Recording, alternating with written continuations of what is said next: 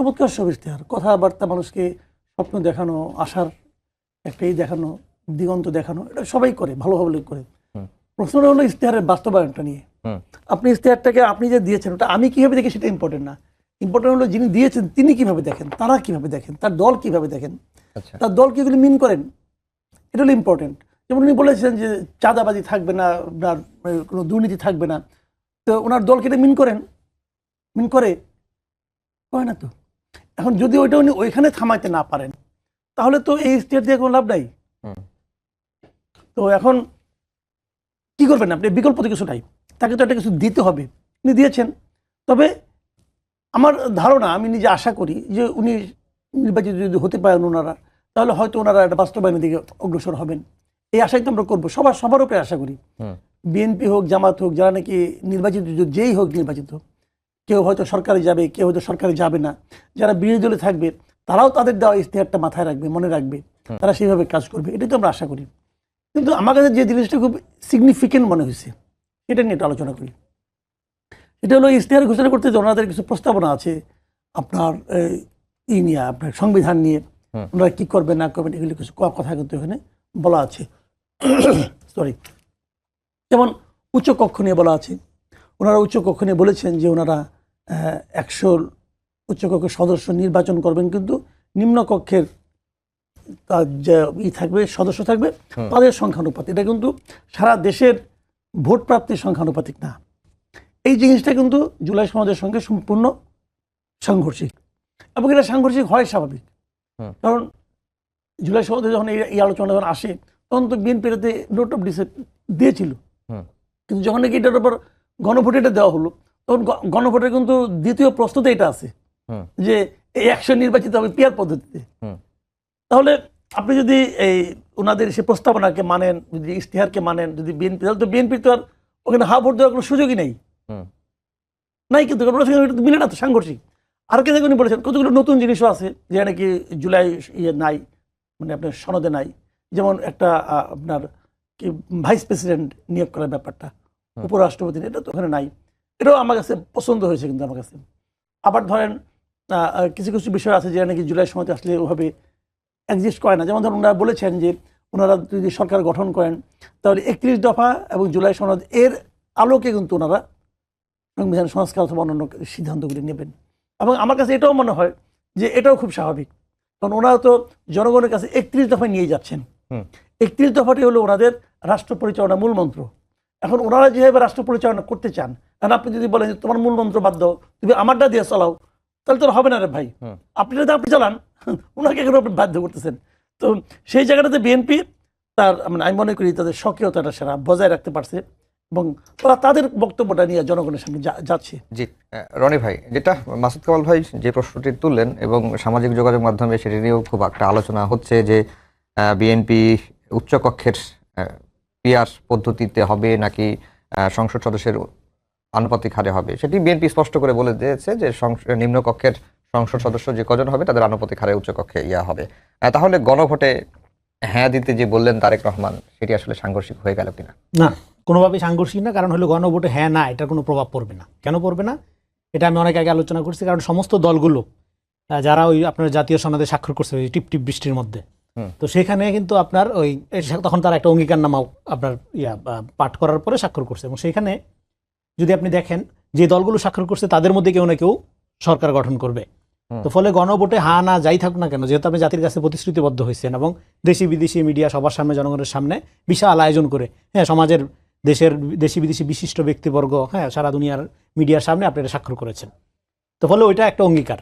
এখন হা ভোটে আপনি যেতে পারতেন, সংসদের মাধ্যমে গেলে ভালো হইতো, কিন্তু তারপরও আপনি হা ভোটে কেন যাচ্ছেন আমার মাথায় ধরে না। আমি এটার ব্যাপারে অনেক আগে থেকে আপত্তি তুলতেছি। ফলে হা ভোট না ভোট যাই হোক না কেন, রাজনৈতিক দলগুলো যে প্রতিশ্রুতিতে এখানে স্বাক্ষর করেছে তাদের মধ্য থেকে যেহেতু কেউ না কেউ নির্বাচিত হয়ে উঠবে, ফলে এটা তাদের বাস্তবায়ন করার একটা মোরাল ডিউটি আকারে কিন্তু হাজির আছে। তো এখন সেখানে বিএনপি কিভাবে স্বাক্ষর করেছে? বিএনপি স্বাক্ষর করেছে নোট অফ ডিসেন্ট আকারেই, এবং উচ্চকক্ষ পিয়ার পদ্ধতি এই সমস্ত প্রক্রিয়া যেভাবে আলাপ হয়েছে, যেটা এখানে কামাল ভাই বললেন, আলাপ যেভাবে হয়েছে, বিএনপি আলাপে অংশগ্রহণ করেছে, আলাপে বিএনপির মতামত দিয়েছে এবং বিএনপি নোট অফ ডিসেন্ট দিয়েছে। দেখেন, সংস্কারের নামে যে মূলা এখানে ঝোলানো হচ্ছিল এই দীর্ঘ 18-19 মাস ধরে, সেখানে এবং বিভিন্ন দলগুলো যে ধরনের আচরণ করছিল তার মধ্যে দিয়ে আমরা একটা জিনিস স্পষ্ট দেখতে পাচ্ছি যে কোন দলগুলো গণতান্ত্রিক সংস্কার চায়, মানে জনগণের এম্পাওয়ারমেন্ট চায়, ক্ষমতার সাথে জনগণের সম্পর্ক চায়, আর কারা সংস্কার নামক একটা বিষয়কে সামনে এনে নিজেদেরকে, নিজেদের দল, নিজেদের পার্টি বা নিজেদের পার্টির যে মতাদর্শ চিন্তা ভাবনা সেটাকে প্রাধান্য বিস্তার করতে চায় রাষ্ট্রে। তো মানে এই জিনিসটার দিকে আপনি খেয়াল করলেই দেখবেন যে কোন কোন দলটা গণতান্ত্রিক এবং কোন দলটা আপনার অগণতান্ত্রিক পদ্ধতির মধ্যে ফাংশন করবে কিন্তু গণতন্ত্রের নামে সে ক্ষমতায় যেতে চাবে। ফলে এই যে গণতান্ত্রিক ফাঁকিবাজি তার ক্ষেত্রে কোন দল কিরকম কৌশল নিচ্ছে তা আপনি বুঝতে পারবেন জুলাই সনদের ব্যাপারে। হ্যাঁ, কে বলতেছে হ্যাঁ জুলাই সনদ না হলে দেশ ধ্বংস হয়ে যাবে, আর জুলাই সনদ তো কৃষি সংস্কার নিয়ে কোনো কমিশনই হয়নি, কোনো কথাই নেই, তো কৃষি সংস্কার লাগবে না আপনার দেশে? তো কৃষি আমি ধরেন আমি কৃষকের ছেলে, ধরেন হ্যাঁ আমি কৃষকের প্রায়োরিটির বাইরে আমার কোনো প্রায়োরিটি নেই, তো যেহেতু কৃষকের কোনো বিষয় নাই, আমি জুলাই সনদের ব্যাপারে আগ্রহী না, তাহলে আমি কি জুলাই গাদ্দার হয়ে গেলাম? আমি কি সমাজ থেকে খারিজ হয়ে গেলাম? বিপ্লব বিরোধী হয়ে গেলাম? এটা হাসিনার মডেল হয়ে গেল। ফলে বিএনপি বরং এই যে আপনার ইস্তেহারটা যেটা দেখতে পাচ্ছি, ইস্তেহারটার একটা ইস্তেহারটা একটা নির্বাচনী রিচুয়াল, নির্বাচনী আচার, এটা দিতে হয়, দেয়। কিন্তু অন্যান্য দলের ইস্তেহার যেগুলো আমরা পাইলাম এবং বিএনপির ইস্তেহার আজকে যদি আমরা দেখি, এখানে অনেক কমেন্টারি করা যায়, তুলনামূলক আলোচনা করা যায়। সেই লম্বা আলোচনা না গিয়ে যদি একটা মৌলিক বিষয় দেখি, বিএনপির এই ইস্তেহারটা হইল পরিকল্পনা নির্ভর, আর অন্যান্য দলের ইস্তেহারটা হলো প্রতিশ্রুতি নির্ভর।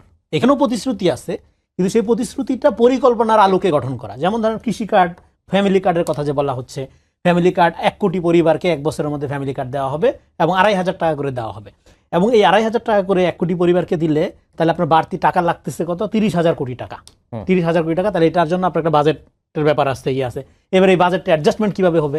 তাহলে আপনি দেখেন আমাদের যে বাজেট, পরিবার পরিকল্পনা এবং স্বাস্থ্য অলরেডি একটা বাজেট আছে, সেই বাজেটের সাথে আরেকটা অ্যাডজাস্টমেন্ট এবং কর্মসংস্থান এবং শিল্পায়ন যদি ব্যাপকভাবে বাড়ানো যায় তাহলে রাষ্ট্রের আয়ও বাড়বে।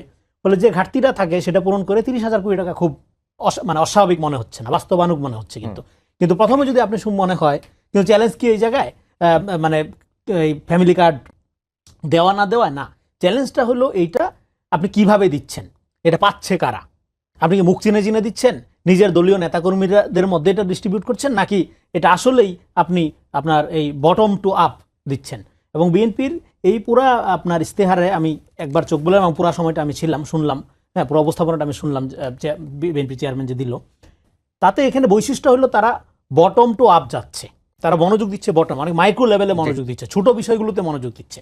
এখন ছোট বিষয়গুলোতে মনোযোগ দেওয়ার মধ্য দিয়ে তারা যেটা করতে চাচ্ছে আসলে সেটা হলো তারা মধ্যবিত্তের পরিমাণটা বাড়াইতে যাচ্ছে। বেশিরভাগ মানুষ যদি মধ্যবিত্ত আপনার এই ক্যাটাগরিতে চলে আসে তাহলে তারা মনে করছে যে তাহলে আপনার এই যে দারিদ্র এবং আপনার এই যে ইনসিকিউরিটি, সামাজিক অস্থিরতা, এটা কমানো সম্ভব হবে। এই কারণে তারা বটম অ্যাপ্রোচ, তারা তৃণমূল পর্যন্ত, যেটাকে বলে যে আপনার আপনার প্রান্তিক পর্যন্ত দৃষ্টিটা বেশি দিচ্ছে। হ্যাঁ, অন্য দিক থেকে আপনার মানে উচ্চবিত্তর চেয়ে তাদের দৃষ্টিভঙ্গিটা নিম্নবিত্তের দিকে বেশি বা প্রান্তিক জনগোষ্ঠীর প্রতি বেশি বলা যায়। এবং এটা করার জন্য তারা অবশ্যই রাষ্ট্রের সংস্কার না, পুনর্গঠনের কিছু প্রস্তাবনা তারা শুরুতেই রাখছে। এবং এই পুনর্গঠন প্রস্তাবনাগুলো যদি আপনি দেখেন, রাষ্ট্র ব্যবস্থা সংস্কার বলে প্রথম অধ্যায় যেভাবে শুরু করছে, তারা কিন্তু যেই সংস্কারগুলো বাংলাদেশ রাষ্ট্রের গণতান্ত্রিক রূপান্তরের জন্য দরকার সেগুলোর ব্যাপারে শুধু আগ্রহী, কিন্তু এমন কিছু সংস্কার আছে যেটা আপনার গণতান্ত্রিক প্রক্রিয়াকে ব্যাহত করতে পারে বা জনগণের সাথে ক্ষমতার সম্পর্ক স্থাপনের প্রক্রিয়াকে কঠিন করতে পারে। সেগুলোর ব্যাপারে তাদের যে নোট অফ ডিসেন্ট, সেটা তো পূর্বের ঘোষণা, পূর্বের সিদ্ধান্ত, বা এটা তো ঘোষিত সিদ্ধান্ত। ফলে সেদিক থেকে জুলাই সনদ এবং 31 দফা দুটো সমন্বয়ের ভিত্তিতে তারা রাষ্ট্রের সংস্কার এবং পুনর্গঠন প্রক্রিয়া, এটা তাদের প্রধান প্রায়োরিটি, প্রধান অগ্রাধিকার। এখানে এই পয়েন্টটা বলে শেষ করি, যেখানে একটা বড় প্রপাগান্ডা ছিল যে রাষ্ট্রের কোনো সংস্কার, কোনো পরিবর্তন চায় না বিএনপি জুলাই গাদ্দার, জুলাই বিরোধী।